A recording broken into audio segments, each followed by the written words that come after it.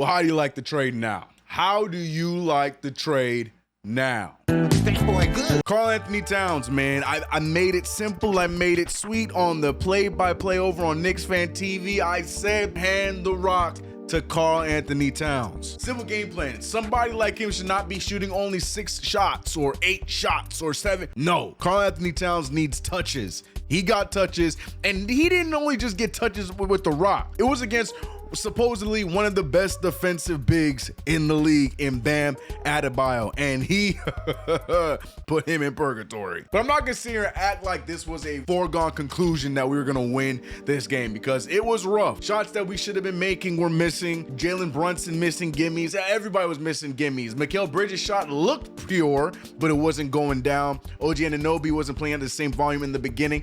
All kinds of things were just all over the place. But the way that it closed out, the way it ended, is something that I'm sure had Tom Thibodeau smiling. Let's get into all of it, man. It's been an up and down season thus far. Your 2-2 Knicks wrap up a game against Miami. How are we feeling? Run the intro.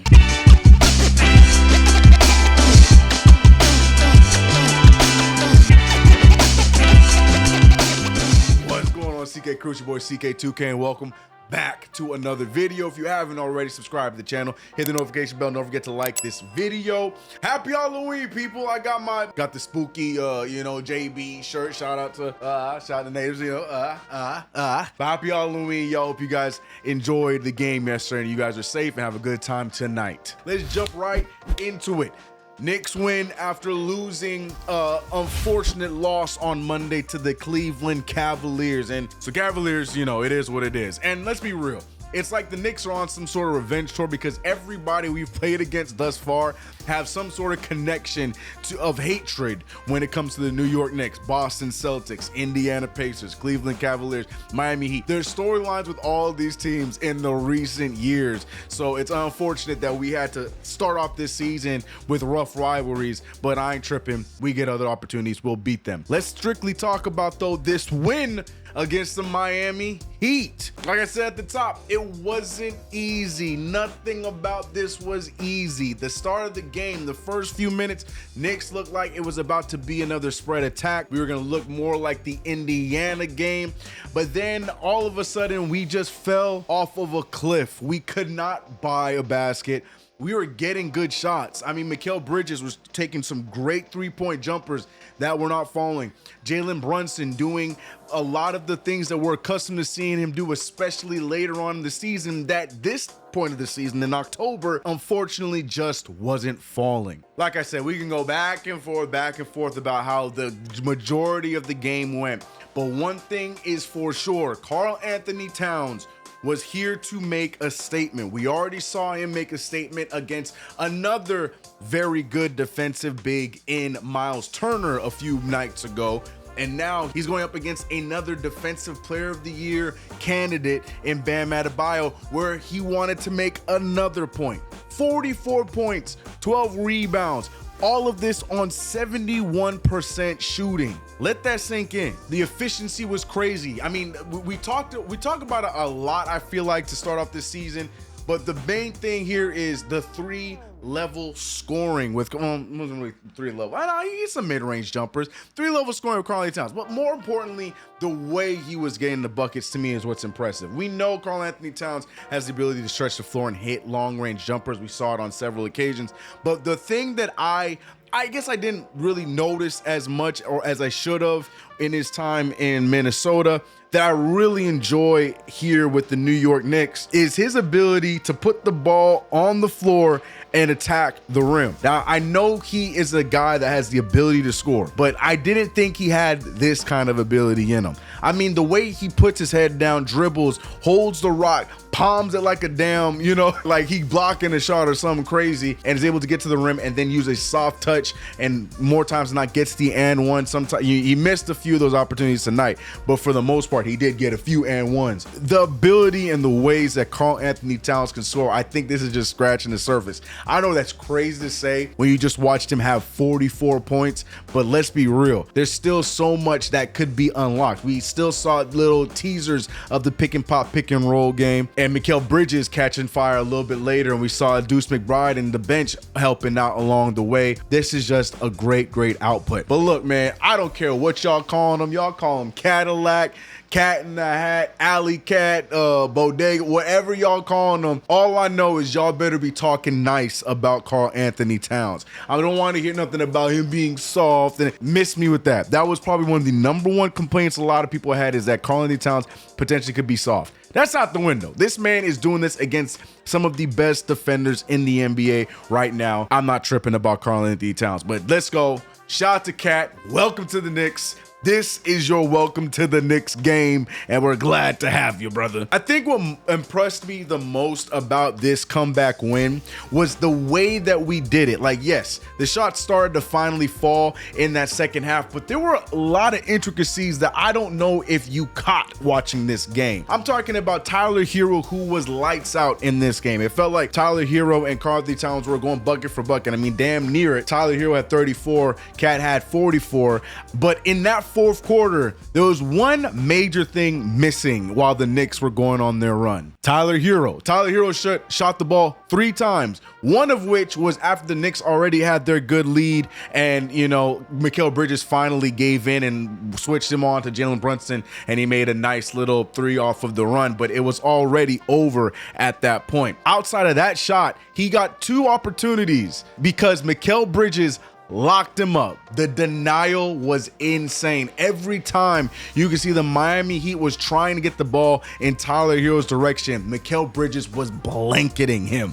No opportunities for him to get the ball. And it was not just Mikal Bridges. I'm looking at OG Anunoby, but OG Anunoby was more at a grander scale because he had Jimmy Butler looking regular in this game. Jimmy Butler wasn't even getting opportunities to shoot the ball. It's like they offset each other throughout the majority of the game. Yes, Jimmy Butler is still Jimmy Bucket, so he got his points down the stretch. But throughout the majority of this game, Butler was not even getting the opportunity to go out and get buckets thanks to OG Anunoby. So those little intricacies of the Wingstop pairing that we wanted to see. Again, I'm not crazy about the name. Love Wingstop, but not crazy about the name. Those kind of things that we really want to see. We got a really good taste of that today. Like I said, I know Tyler Hero had a great scoring night. I don't even know if Tyler Hero was Mikal Bridges' assignment throughout the majority of the night. I might have to watch that back. But what I do know is when it comes down to it and we're finding this identity, and we believe under a Tom Thibodeau-led team,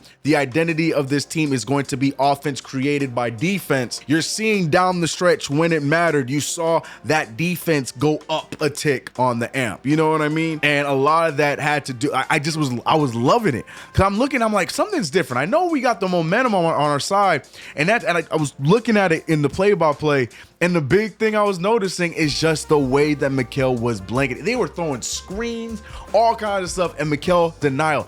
The beauty of that wingspan, by the way. But if I'm Tom Thibodeau and I'm watching film, he's pointing at those moments, especially in that fourth quarter, and he's saying, this right here is what I want to see you guys doing for sure. Defense, loved it. The shots started to fall, but JB was doing his thing. But what are your thoughts? Am I overreacting? Did you see what I saw in Mikal Bridges towards the end of the game? OG Anunoby throughout the entirety of that game. And hell, Karl Anthony Towns, because let's not forget, yes, there was foul trouble between the both of them, but Karl Anthony Towns ended the game with 5 fouls and still had 44 points. What's your excuse, Bam Adebayo? What's your excuse? Oh, yeah, that's right. You had a hard time figuring out how to get around and score with Karl Anthony Towns. God bless him. This is not a shot, but Karl Anthony Towns is not Julius Randle on the defensive side. That's not a shot. I'm just, facts are the facts. Karl Anthony Towns, we saw him going up against the likes of Jokic last year. He has that ability in him. So this is different for Bam Adebayo, especially against us. Bam Adebayo loves playing against the Knicks. Not so much last night. Let me know your thoughts about the defense, how the way the Knicks played,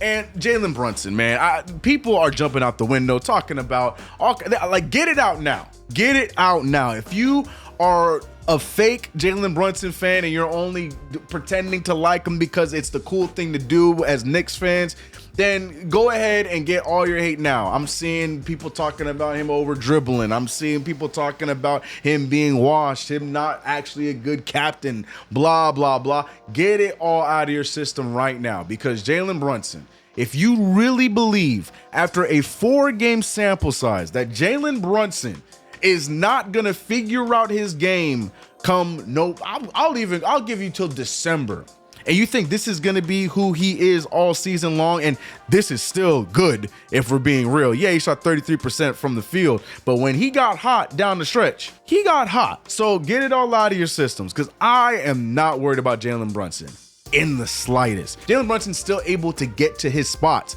These are mid-peak form Jalen Brunson type shots he's taking right now that unfortunately right now in October are not going down. But if you truthfully think that Jalen Brunson is going to take a gimme by the rim with a defender jumping in the air and you're wide open and he's going to miss that 98% of the time, then you truthfully have not watched the captain at work. So like I said, if you are pretending to be a Brunson fan and then when Brunson ends up being good again, then you're going to start giving him his flowers again, go ahead, get it all out now. But the real ones know Cap is going to be just fine.